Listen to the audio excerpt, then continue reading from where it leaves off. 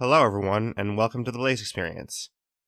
If you're coming in now, we are back to talk about Fortnite. It has been a little while since we talked about Fortnite, but there's been some new news, and we're going to get into that a little bit. We're going to talk about the patch notes for Fortnite that have been most recent. About 10 days or so ago that the patch notes were last released. We're going to talk about some new modes, including the 20-man team, which is very fun. We're going to talk about Fortnite Battle Royale coming to iOS and soon Android. And that's the main topics of our episode. We will have a special guest here to talk about it today.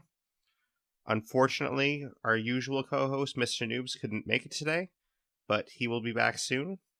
But without further ado, I will introduce our special guest. This is a friend of mine I met on one of the Discords. His name is Monty. He also goes by HanzoMain, and he is one of the first people to be invited to play the iOS beta. Welcome, Hanzo. Hello. Hey, thanks for having me. You're welcome. Thanks for coming in. Not a problem. So, what are your overall impressions about Fortnite? What do you feel about it? Well, Fortnite, I mean, obviously sort of there was PUBG and everything beforehand. And, well, I think Fortnite just added something to it. All of them have sort of been building on top of each other. Sort of, there was DayZ, then H1Z1, and then PUBG, and then there's been Fortnite. So it's sort of been almost a ladder system, and I think it's sort of the next tier up. And I think that's just sort of what it has above everything else. So whilst there's PUBG, and that's a bit more sort of the serious game mode sort of version, but you need to go out, spend, 25 quid on that. I don't know what that is in US dollars. I'm not sure how much you guys pay for it over there, but it's 25 British pounds over here, whereas Fortnite is free. And sort of, for a lot of people, that just makes it easier access, and it just sort of has more to it, in my opinion. Right, I'd agree. I mean, I haven't done a lot of PUBG stuff, but I have heard from people that have played a lot of both. We won't get into the differences too much, but I have heard that PUBG is a lot more buggy than Fortnite, so it is nice that Fortnite is a more streamlined and faster experience, I'd say. Yeah, I've seen quite a few videos online of things like bugs in PUBG of motorbikes just taking off and things like that. That is something that PUBG has that Fortnite doesn't, is vehicles. And I know that there's the upcoming jet bike fairly soon to Fortnite, and as to whether that changed things too much, the jetpack or jet bike, or there's like some sort of like skateboard. I know it's in Save the World at the moment, but not in the multiplayer version. I heard that was going to be coming to the multiplayer version. It might be the jetpack. That's interesting. I haven't heard of a jet skateboard, but that sounds kind of cool, actually. I have heard of the jetpack coming, so that one I definitely have heard of.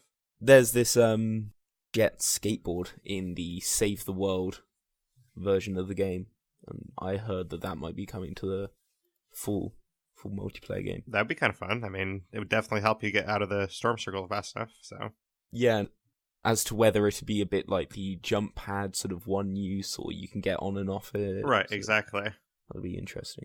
And in terms of the jetpack, since you did mention it, I mean, I think that's going to be a huge thing for the game, and it'll be a lot of fun.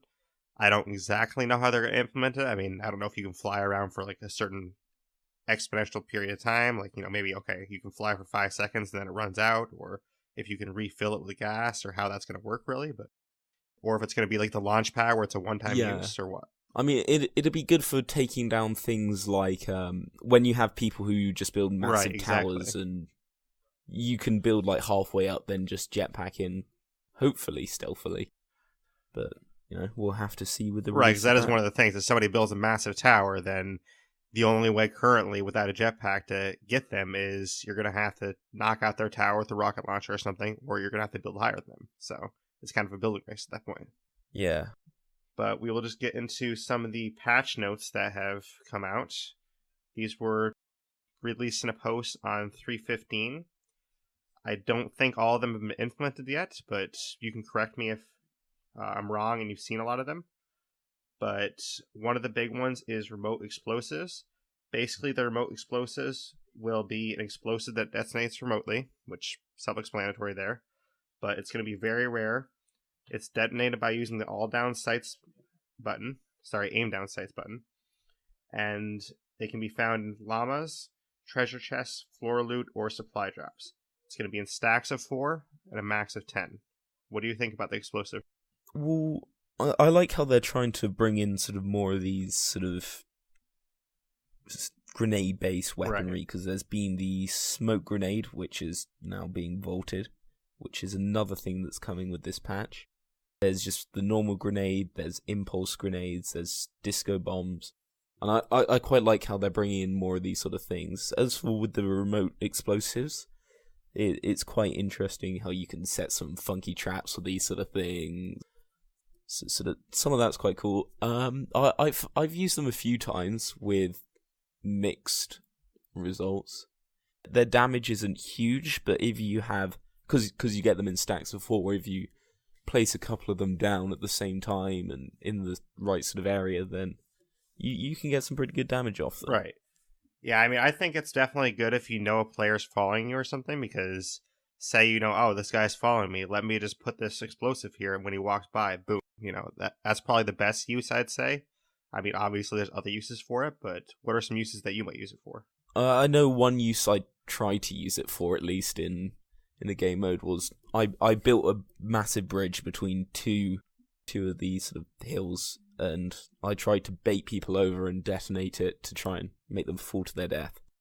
Unfortunately, I was killed before they got onto the bridge, and I could do that. That sucks.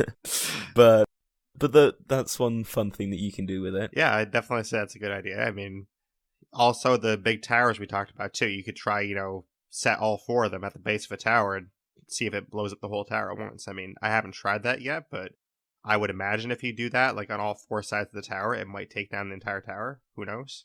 Yeah, I mean, or even if it's sort of just trying to break into somewhere. Right, if somebody's standing behind a wall and they're just constantly repairing it, then or building new ones, there's not much you can do. But if they have 4 around them and you can destroy all at once, then they're pretty much out and they're in like, the oh open. shit. Exactly, yeah. No, I think it definitely adds more gameplay to the game, which I think that's what Fortnite is good about, is adding a lot of variety to the game, because they are always coming up with new items, new modes, different things like that will change gameplay a little bit. That's why I like Fortnite, because it's not just, okay, you jump in the game, it's the same thing every time. It's always going to be something different with Fortnite. You're always going to drop somewhere different. You're always going to have different items every time. You're always going to meet different players that weren't in there last time. Things like that. Yeah, absolutely. And while sort of remote explosives, they are quite rare, as you mentioned, they're sort of a rare rarity. The nice thing is that you can still get them as a floor loot, so you can still get a pretty good access to these. Right. Would you say it's more rare than the launch pads, or you think it's about the same rarity as those? From my experience, it seems to be more common than launch pads. I haven't actually had too much luck with finding launch pads. I haven't either, honestly. I've only found a launch pad like twice ever, which that isn't very good odds. So.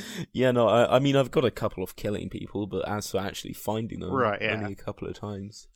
So it is nice that they have at least, a little bit less rare than that, where it's usable in game. Yeah. It kind of is like a replacement for a grenade in a way, but just the one that you can detonate whenever you want. Yeah, I mean, obviously, sort of your standard grenades are still going to be more common. Right, exactly. It's a nice option. It's good to have those options, which, as you mentioned, it's nice that Fortnite has this variety in the game. Definitely. But another item that is released in that patch is the supply llama. This is kind of like a treasure chest in a way, where you can open it the same way, but it's essentially what it sounds like. It's basically to get you stocked up on supplies. It's very rare. There's only 3 in the match. They're at random locations, and it's supposed to be in unexpected places usually. They will contain 500 wood, stone, metal, 10 stacks of each ammo type, and 3 traps and consumables. So basically, like I said, it's just to supply you up. It's going to give you all the supplies you need pretty much for the entire match almost. So it is very nice in that, but it is pretty rare with only 3 of them. Have you found any yet? I haven't had any luck, no. I haven't either, honestly, so... They are true to name in being rare, but I think sort of finding one is going to be really useful, because rather than having to run around sort of smacking things for sort of the first part of the match just to get 200 odd materials, right, exactly, you just instantly get it off the bat, and it's sort of really good for building some strong bases and things like that. So since we haven't found any, we're probably not the best people to talk about it, but I mean, I can theorize what it would be like to find one, because, I mean, it says it's found in unexpected places. I don't know what these places are, but apparently it's like, 20 feet underground or something. But who knows? Yeah, well, so like supply llamas, they seem to be more focused around sort of materials, whereas treasure chests you can still get weapons from. Like, right, I'm not exactly. sure you can get weapons from llamas, but yeah, I mean, apparently you can find the remote explosives in the llama, but I don't know if you can find actual guns in there as well. So I'd assume that explosives count as the consumables. Right, that's what I would assume too. Yeah, so yeah. And consumables also might mean like, some first aid kits or some bandages, things like that might be in there, I'd assume. So it could vary from right. health and shields to grenades and such. So I assume you wouldn't find any guns, but I mean, basically you find a supply llama and one good gun, and you're pretty much good for the match, because then you're going to have that gun stocked up on ammo, because you're going to have all the ammo types. So yeah, pretty much find a supply llama and you're pretty set, but unfortunately, we haven't done that yet. In sort of early game, that's really useful. As right. for later game, maybe less so. If you've got a couple of kills, then you're probably going to have a bit more materials, and it's going to be less of a problem. But early game, it's going to be a great sort of boost and start to the match. Definitely, and even if you were able to save some of those materials for endgame, that would be really helpful. Say you're 500 stone, you never use it the entire game, and then you come down to like the last 10 players. That's going to be really useful at that point. Ooh, you're going to be pretty hard done trying to use up 1,500 materials. They're going to keep you going for a while. But you can build one of those big bases like we talked about. So absolutely, yeah. But if any listeners have actually found the supply llamas, just let us know, and we'd love to hear about it, because I haven't found any yet, so it sounds like it'd be a lot of fun to find one. It would certainly be nice. But there are a couple of bug fixes as well in this patch. One of them is with languages. Korean, Japanese, and Chinese languages were displayed properly in the UI when changing languages while playing, so that is fixed now. And the other big bug fix is there's better performance and less bandwidth using when players are jumping. So essentially when you're jumping now, you're not going to have as many issues with lag or things like that, which is very nice. I know certainly that I've had a few problems with sort of bandwidth and stuff with jumping around trying to avoid people shooting you. Right. And you're just like rubber banding all over the place, so it's nice to get these things started to smoothen out. Which I think that's what they noticed too, and that's one thing I've noticed about Epic that makes Fortnite is they're actually trying to put things back into the game and constantly update it. A lot of games, they'll just drop the game out and do nothing with it for 6 months. So it is nice that they're actually trying to update it. Yeah, it seems to be that they're listening to what the community is saying. Like, I know that sort of with shotgun-wise, it was only ever sort of the standard shotguns, but there's the legendary one coming soon, or I don't know if that's out yet. I haven't seen it yet, but I mean, it'd definitely be fun to find it, so. Hopefully for the future, then. Agreed. And the last sort of update is there's a couple of new things for Save the World. We're not going to get into Save the World too much in this episode because we haven't broken that down as a whole yet, but just to touch on what they are, there's Shamrock Reclaimer Outlander and the Luck of the Storm quest line. Basically, Luck of the Storm quest line, as it's stated on the website, you can uncover treacherous treasures, track mythical creatures, and brave springtime shenanigans in Luck of the Storm. Have you played these at all? No, I haven't. Reading the Save the World patch notes, it says something somewhere about catching a leprechaun. If you're just running around dodging sort of these zombies trying to catch a lot of fun, leprechaun running away from you. That could certainly be interesting, I'm sure. Right, go find his pot of gold.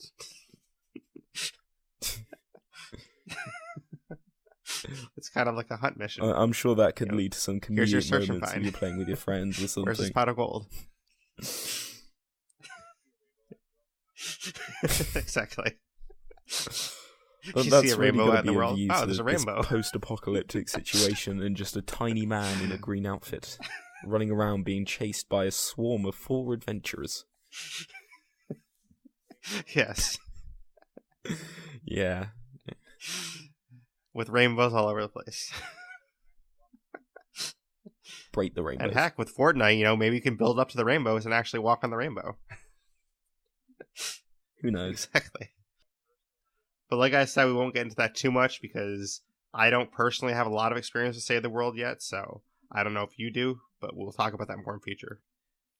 Yeah, I barely investigated it, so in a future episode, I'm going to get more in touch with what that is exactly. I have more played Battle Royale so far. Better to speak about things you know.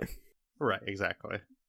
But speaking of some things we know, there were some new modes introduced since the last episode that Drew and I had together. One of those is the 20-man team, which I absolutely loved. It's basically 5 teams of 20 for large-scale matches. You want to try and stay in a pack, obviously, but I love how this worked out.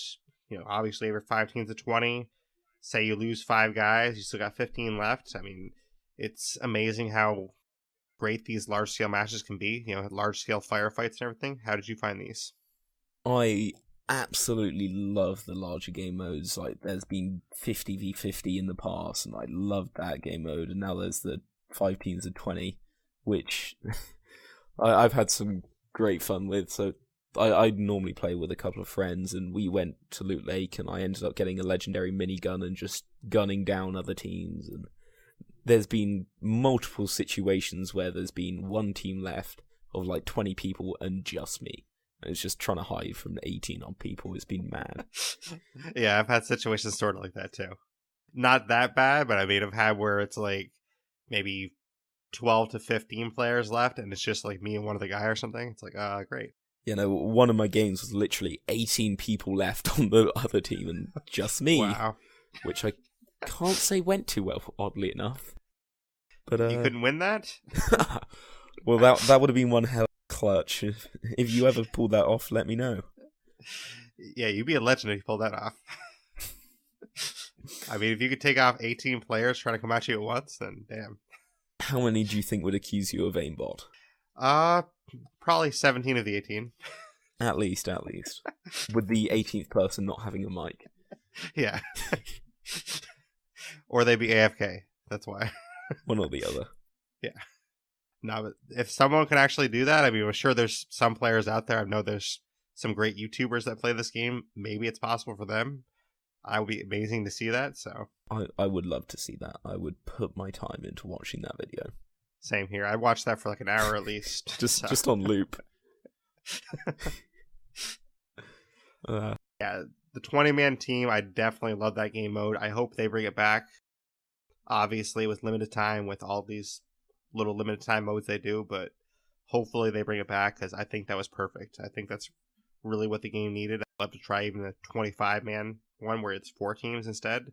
That'd be fun as well, but I think the 20-man team gives you a lot of variety and options that you wouldn't have in a smaller game because you could stick all 20 players together, obviously. You could split up into 2 teams of 10. You could split up into 4 teams of 5.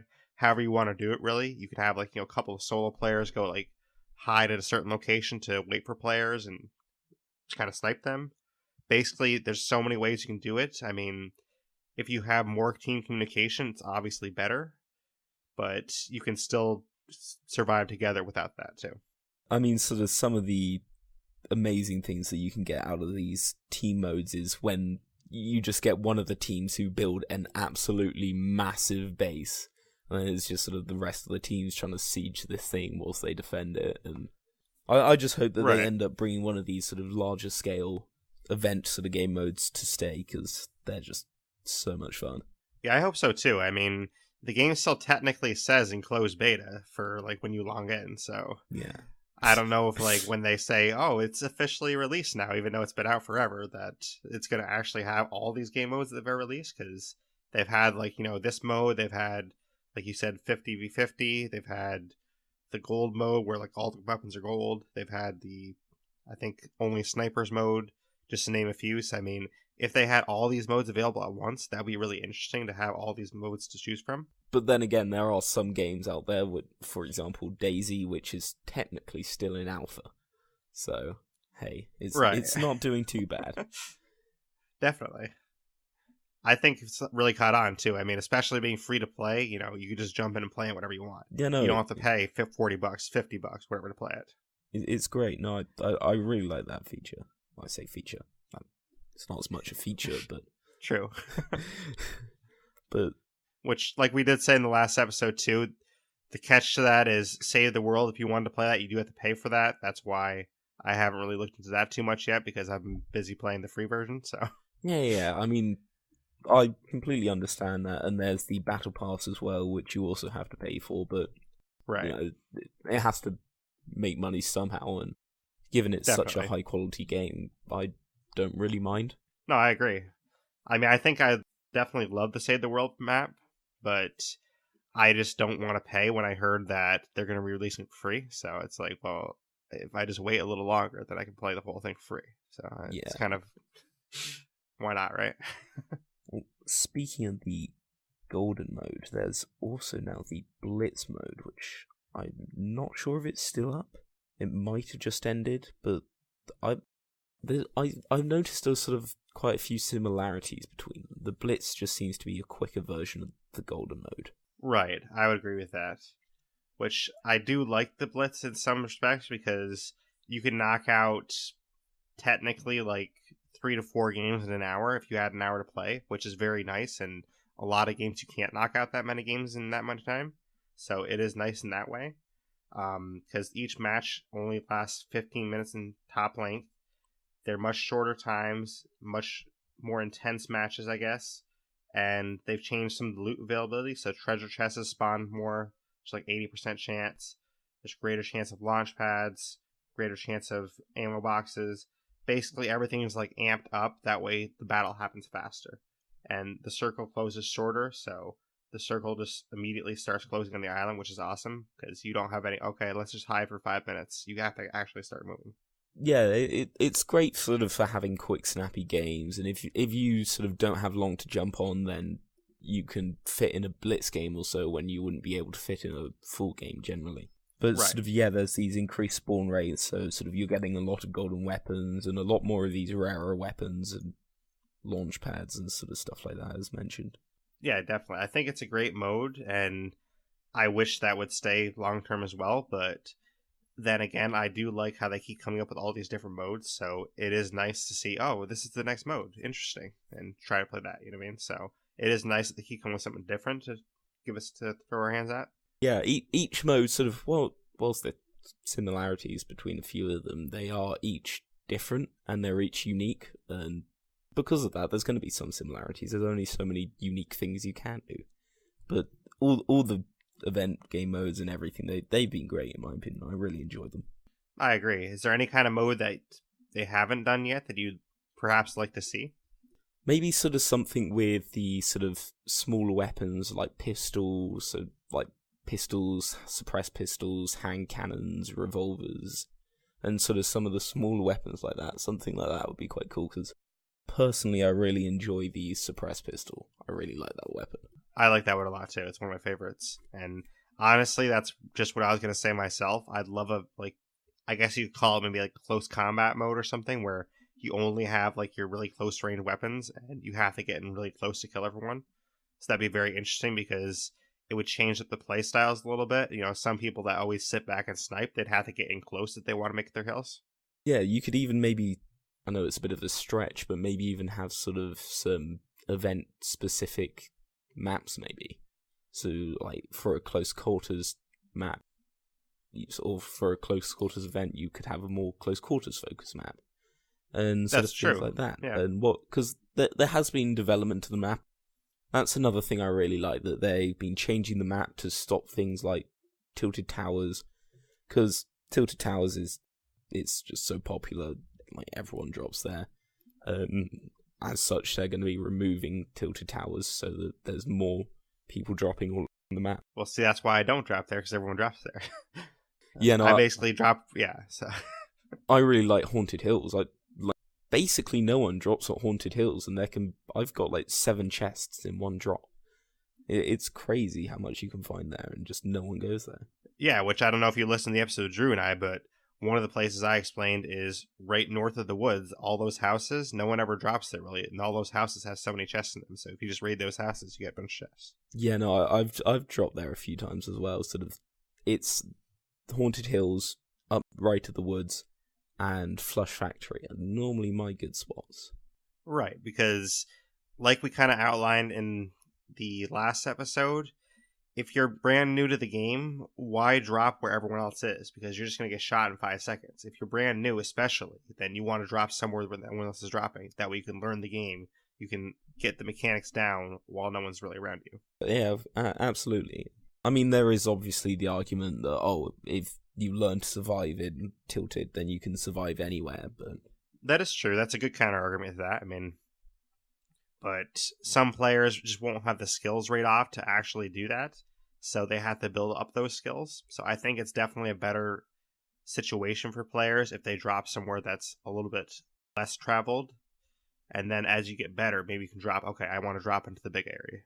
Yeah, but sort of that's how I've worked up with my friends, sort of playing Fortnite. Sort of, we've gone to other places, and we eventually started dropping Tilted, but normally where we drop in Tilted, there's sort of big secret, but there's like a little corner shop at one of the sides, and if you go in there, there's some shelves, and if you destroy them, behind them there's a secret basement which can have like 2 chests. So that's a good place to drop, but keep it on the down low. Definitely, because otherwise everyone's going to drop there and it's no longer a secret. Well, everyone's going to know now, but... Well, it's out there. Yes, it's out there now. No, and I think a lot of experienced players would know those secrets already, but... Yeah. For anyone new, that you just got some extra tips, so... But yeah, I mean, basically, where you drop kind of depends on the mode, too. These special modes that they've had, like, say, the 20-player mode or the Blitz mode, I don't think they really change where I drop too much. I mean, the 20-player one does a little bit because I want to drop with, like, a big portion of my team, but other than that, these special game modes haven't really changed where I want to drop too much. How about you? Well, for me, with Blitz especially, with how Tilted is situated, it's pretty much within every circle, because it's right in the middle. So whilst I like to drop on places further out, I don't have that option, because I'm already going to be outside of the storm, so I can't drop to those places, so it forces a lot more people to places like Tilted, which... Right, or Loot League. Yeah, it has mixed results. Yeah, I mean, it has mixed results, but I think it's worth trying different spots out, too. And like I said, the 20-man team, if you're playing that mode, I definitely wouldn't recommend dropping out somewhere solo, because if you come up against like a pack of 10 people solo, what are you going to do, really? So, yeah, no, I hear you. So I'd try to drop where your team's going to drop. But... Yeah, no, it's when you just get into a just horde of people, then there's not much that can stop you. But I think the mode we suggested with kind of like the close quarters mode, I think that could kind of combine with the Blitz mode a little bit, because the Blitz mode, as we said, the circle immediately starts closing in. What they could do with like a close quarters mode is just immediately have like the second wave of the circle already started. You know, say like the outer edges of the map are already closed off, kind of thing. That'd be a way to do that, possibly. Yeah, you might have to reduce that from 100 to 50 players at that point, because otherwise it's just going to be so crowded. But yeah, that could work. Yeah, that's true, but I mean, I don't think they'd ever want to reduce the player size, because that's something they never varied from, is the player size itself. So I think that part would probably have to stay intact if they did it, but I think if they just started the circle basically just in the second round of the circle, it would actually work out, because you just have the outer edges dropped off, and you could even have like a countdown timer still, say like 2 minutes for the second part of the circle. But if you just take out some of the outer edges, I think it'll force a little bit more combat to start, and people will just keep moving in. Yeah, that's fair enough. So if you start with a full map and you only have like pistols and stuff, I mean, it's gonna... Yeah, they're not the best for range. Yeah, exactly. I mean, all you'd have to do is drop it like, oh, I dropped at the corner of the map, and I haven't seen a player in 20 minutes. Well, one game mode that... It was in a squads game. Me and all my friends, we all dropped Haunted, so our standard place, and we got tons of loot, and we got tons of materials, and then we built on top of a hill, and we looked at the how many people were left, and there were 3 other people left. So, like, we just completely missed the entire game. So we just steamrolled the rest of the people in the game. Just completely won, didn't lose a single person. We built an absolutely amazing base with all our resources. But sort of doing those sort of things, you almost get a sort of bypass until late game already. Right. I think that is the cool thing with Fortnite, though, is because a lot of other games, you wouldn't really have any chance at a bypass. At least Fortnite, there's like some risk and reward factor where you could get lucky and, oh, I dropped where the circle is, and the circle might still stay in your same exact spot for like the next 2 or 3 rounds, and then you don't really have to move around. But kind of as my co-host said in the first episode, it does make the game a little bit more boring for you because you're just kind of waiting for people to come to you. But in terms of survivability, it definitely gives you an edge because you can make it into like the final 25 without ever seeing a player sometimes. Yeah, no, I know what you mean. It's sort of annoying when you have those games where you drop nearer to the edge and you don't see anyone all game. It's like 10 people left, and then you just immediately get sniped by the first person you see. Right, definitely. I mean, I've had some games where I finished like second place and I killed like 2 people the entire game, so it varies a lot sometimes. Yeah. But we can kind of get into our next topic, which is something that's new for Fortnite. I know you've tried it. I haven't tried it personally because I'm on Android, but Fortnite has come to iOS and it's soon coming to Android. So what are your impressions so far on playing mobile? Well, given it's a mobile game, I found it quite impressive. Sort of, it doesn't run too bad. I mean, obviously there's a bit of lag, but that's just Fortnite in general, and it's a mobile game. What can you expect? My main problem has been with sort of shooting and hitting things. The button is just above the movement button. So whilst you can tap in the middle of the screen, sometimes that's slightly unresponsive, but it does restrict you with moving and shooting. So you can't really move and shoot, which is a pain, because mobile, you can play with people on all other platforms, so that's been amazing. So I've played with friends on my Xbox, me on my phone, and sort of things like that. And we're just in public, sort of playing with another one of my friends on the phone, but you're just sort of stuck if you're shooting. So if you have a sniper rifle, it's not too bad, but if you're in close quarters combat, if you have a shotgun and there's someone running around in your face, if they're jumping up and down, you can't really hit them, and that's a pain. So it is definitely a lot tougher to shoot and move. I kind of expected it would be, but... Yeah, I think it wouldn't be hard to fix that. Literally just move the shoot button. But where it's situated at the moment is just a pain to get to, and it causes a few problems with shooting. Well, say, for example, they did move that shoot button. Do you think a mobile player could ever really make this game viable? Say, like, you just dropped in this game, this is your first experience with the game, and it's on mobile, and you never played on console before or anything. Do you think they could actually survive and beat some players that are playing on console? I reckon so, yeah. Like, even with these issues, I've come 4th in a solo game on mobile, and everyone else, they've been on, like, PC and things like that. But I still come 4th. So whilst it is a problem, you can still kill people, you can still get around it. Just it would be easier, I reckon, to do so. Yeah, I guess that makes sense. I mean, it's definitely going to be more of a challenge, I'd say, on mobile anytime you play it. Because I don't think it'd ever be easier on mobile, unless you disagree. I think, I mean, obviously you can get things like Bluetooth Xbox controllers, so if you could sync them up to the game, or that's true, yeah. Things like that, then that sort of takes away the entire problems with the game, and then it's just normal Fortnite, and then, then it's completely viable. You're going to have the same benefits and everything as everyone else. But then, of course, if you're doing that, I mean, you're basically playing the game the way it originally was anyways. Yeah, so. But you can just sort of play it on the go. Yeah, that is true. I think that's the best thing about mobile is you can play on the go. I mean, say you're on, your lunch at work or something, you can get a quick game of Fortnite in while you're on your phone. That'd be kind of cool. Yeah, literally today, I found out that one of my friends had it on their phone, so we jumped on a game together. We didn't win, but but it was literally just over lunch. I was like, oh, hey, you have it as well. add me. Let's play together. Yeah, I'm definitely interested to try it. Just like I said, I'm on Android, so I can't try it yet because the Android part isn't released yet, but hopefully that comes soon. So fingers crossed. Yeah, I mean, it definitely sounds interesting. Like, what do you think works best about it so far, if you had to say? I really like how the building works. I find it slightly easier than the console building, almost. Because just where the rotation button for building is, I just find it more accessible than rotating things on console.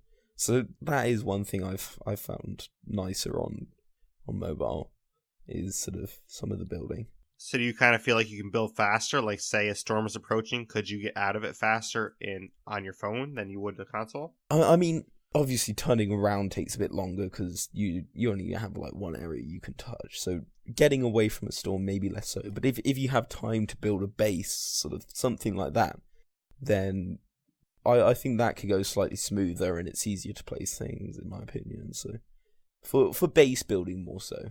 And in terms of, you said turning around and stuff, how does that mechanic actually work? Do they have like little arrow buttons, or do they have like where you swipe it, or how does that operate? Well, you have I'll give you a quick rundown of all the buttons, because there's not many buttons. It's pretty simple. You have a D-pad for movement, which you can double tap to auto run. Pretty simple. You have a button to shoot. You have a button to jump, button to duck, button to zoom in or interact, things like that. Button to build, to change to build mode, and your inventory button. So it's pretty simple. And to look around, you just swipe on the screen. So all of the buttons, they're simple, they're easy. I think just a few of them could do with being moved around, because if you had the jump button and the crouch button next to the movement, and the shoot button next to the zoom in instead of the other way round, then it would just make things a little smoother, in my opinion. Makes it a better experience. Yeah. Right. Yeah. Have you found a lot of players feel the same way as you do, that you've noticed? I mean, as I said, I've played with my friend, and they completely agreed with me. They found that shooting was a bit of a pain. So I think it does seem to be a bit of a common issue.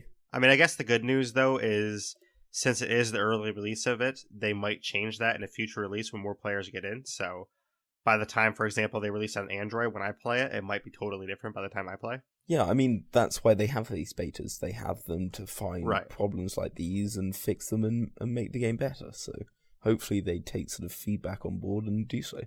I mean, it sounds like that's definitely what's the least good as part of your experience. Like, do you think it really kills the experience altogether, or is it just like a tweak that they need to make and it doesn't really kill the experience for you? I reckon it hasn't killed the experience. As long as they change it, then I think it'll be fine. But it's just a bit of a nuisance. I guess more what I mean is, like, say if you're a brand new player jumping in on mobile and you just saw it this way, you never saw it any other way, would it kill the experience? All right. I see what you mean. I think for a new player, maybe more so, because if you don't play on any other platform, then you're going to be going up against people who are on PC, they're on console, they have these advantages of being able to move around, jump, shoot, things like that, and you're just going to have a disadvantage from the start. And if you're dedicated enough to get good on mobile, then, you're going to be even better on platform and things. But it just makes it harder for new players. True, which I would assume is true. I mean, most games, when they go to mobile, it is a lot harder to play on mobile. Unless it's like a certain type of game, maybe like, I don't know, a game where you don't have to interact with a lot of things at once, I guess. Not really multiplayer based. It might work out better on mobile, but any multiplayer game on mobile, it definitely is harder, I would say. Yeah. Yeah, I think for new players, going on straight onto mobile might be a bit more of a disadvantage. Yeah, I would agree, but then kind of like you were saying about Tilted Towers earlier, there is the counterpoint that if they actually get good on mobile, then they can probably be good anywhere. You know what I mean? Yeah, absolutely. So like if that is your first experience and you actually stick with it, you might become one of the better players that are playing on consoles, for example. Well, if you can do it. Yeah, if you can do it. I mean, I know personally I probably suck on mobile, but I'll give it a shot when it comes out for me. So no harm in trying, right? Exactly. I know you mentioned that you got 4th place once. Is that kind of a common occurrence for you, or is it kind of a freak game, or? Well, I quite often place sort of top 10, but not necessarily win. I quite often fall at the... Even on mobile, though? Mobile, I place sort of lesser so. Generally, maybe top 20, top 25. But that... I'd still say that's pretty good for mobile, though. Yeah, that's not awful. But sort of with the places I like to drop, sort of Haunted Hills, places like that, you're going to see less action. If I drop Tilted, then I'm going to die quite quickly, I reckon.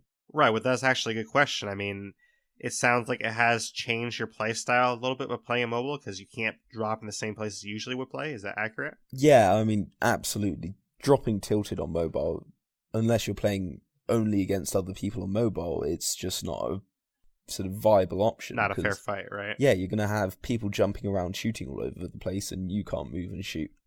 And in Tilted, where it's absolutely ruthless, that's just, you're going to die so quickly. Definitely. I could definitely see that. I mean, I think it's going to be a very hard experience for anyone that's new, but for anyone that's experienced, what are some of the reasons that they should actually sign up to play on mobile? Like, say you're an experienced player, you've played on console, you've played on PC, why would you want to try it on mobile? I mean, sort of, as I said, it's being able to play wherever you are, so I've played with my friends all over the place, and it's just been nice to, over lunch being like, hey, you want to jump on some Fortnite? And just sitting around the table, just with your phones. You don't need to have a high-end gaming PC or shell out, however much on a console. You can just get it on your phone.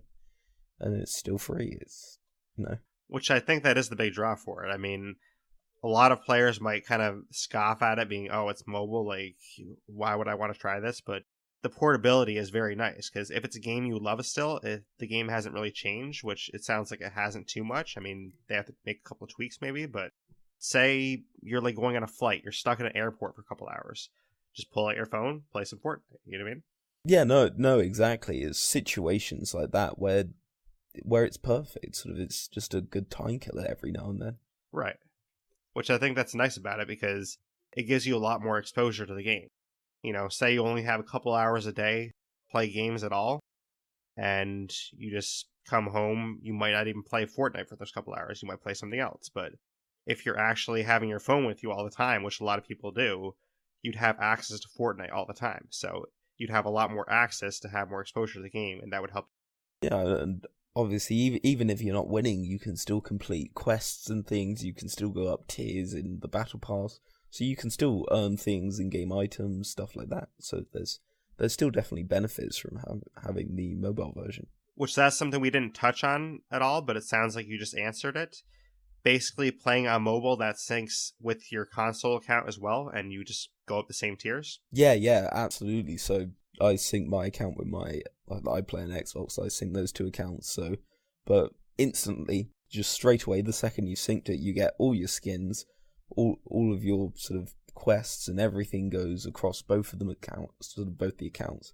So I could be playing on my Xbox for 1 second, then turn my Xbox off, jump on a new game on my phone, and I would instantly have all the progression. Which that's amazing how they made that work too, because if that doesn't work right, players are going to speak up about it right away. So it's great that they made that work perfectly. It's a nice feature, and it's great quality of life things that sort of, you don't know that they're bad until you don't have them, sort of thing. Definitely.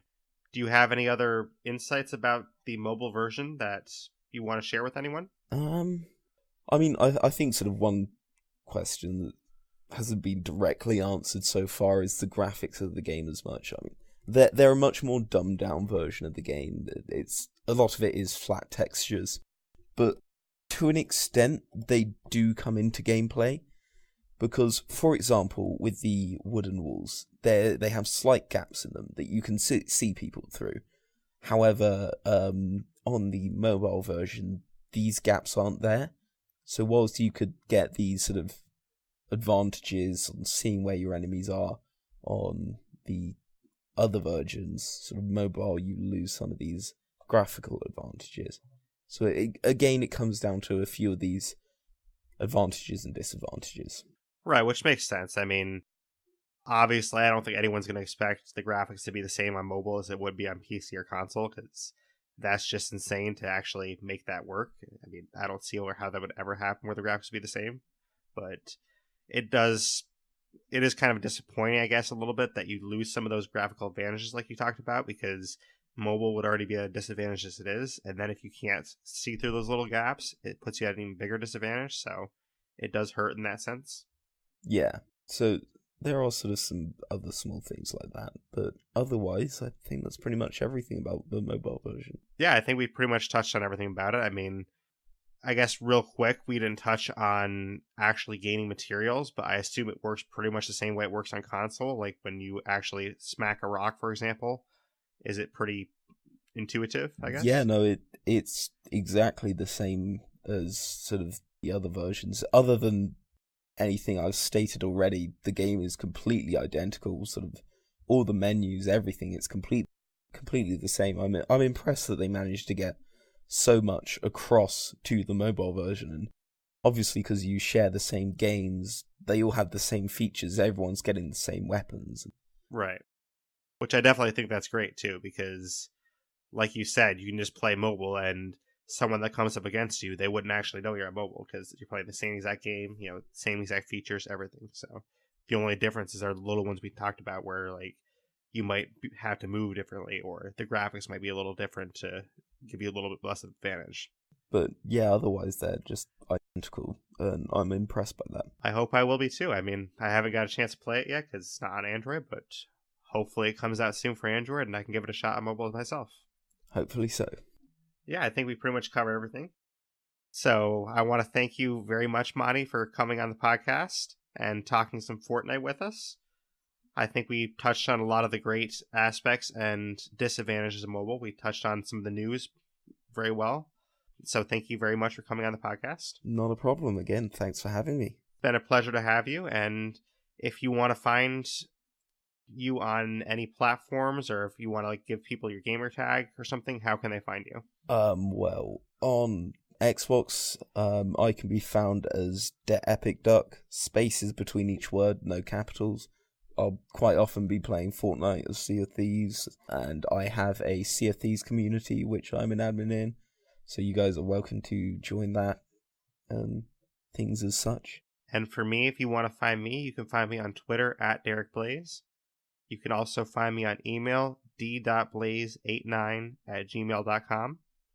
And as far as the podcast as a whole, you can find the podcast on iTunes, Stitcher, Google Play, a lot of different apps. You can also just search it in Google if you wanted to. And that's basically all we have for today, but we want to thank you very much for listening. We really appreciate all the listeners, so just give us any kind of feedback you want, and we will appreciate that feedback as well. So thank you for coming.